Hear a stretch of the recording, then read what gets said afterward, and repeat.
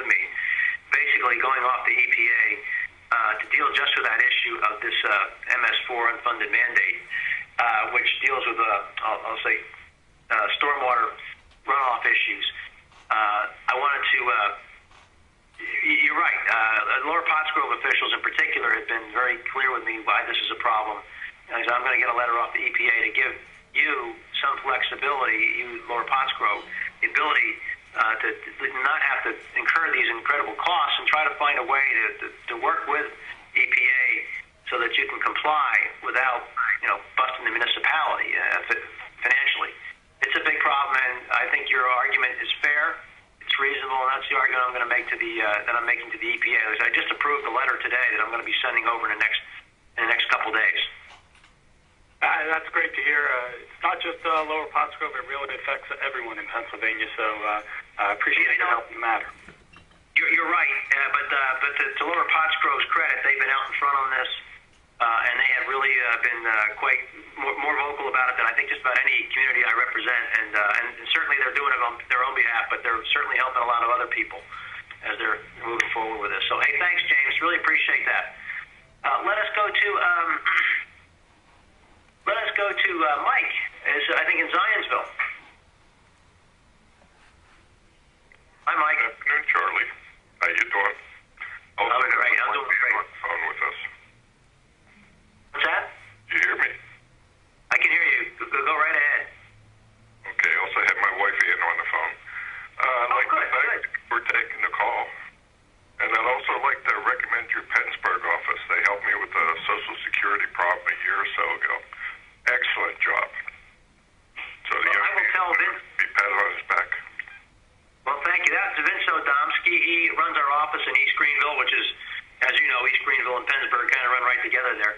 We're in, so if you live in Montgomery County or Berks County or even Lehigh County, that's all right. Feel free to use our office on 206 Main Street in East Greenville, right where East Greenville and Pennsburg kind of come together there. It's a couple blocks. And we'd love to have you come in. So I'll tell Vince Odomsky, who runs that office, about your kind words. I appreciate that. I guess my concern is we're a small business, my wife and I. And basically, we've shut down.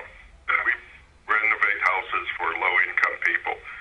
And what we're seeing happening with taxes, with, unfunded mandates that are coming on, with this social justice programs that are coming in, and with no one in government listening, it almost is a business environment where we're just going to sit on our cash. We're going to dig a hole where we live and pull a tree limb over top of us.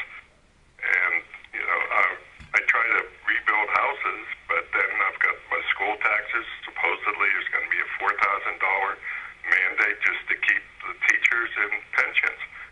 And I can't run a business when taxes are going crazy.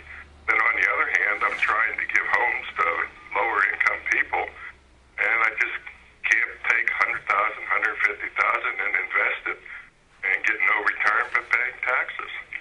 And no one seems to be listening. Mike, you know what? I hear your plea. Believe me. In fact, it's not just you, Mike. I'm hearing this from it sounds like just based on what you said, you're in business for yourself, small business. And, yeah, we're sole proprietors, two of us. Yeah, and well, you and your wife Ann, and I'm glad you're on the call. The truth is, I'm hearing it from people who are in business of all sizes, small, medium, and large companies. In fact, I'll just relay a story to you because I think it's relevant to what you just said. I was in a meeting about 3 weeks ago with Jeffrey Immelt, who is the CEO of General Electric. And General Electric owns, among other things, NBC, MSNBC, and CNBC. And truthfully, he's been, I think, generally perceived as pretty friendly to the president. And he came and he talked to me and about 5 other members of Congress about how anti-business this administration is. And he cited tax policy, trade policy, and other areas as well, even the financial reforms, very, very concerned. And basically pointed out the fact that there are trillions of dollars held by major corporations that are not being spent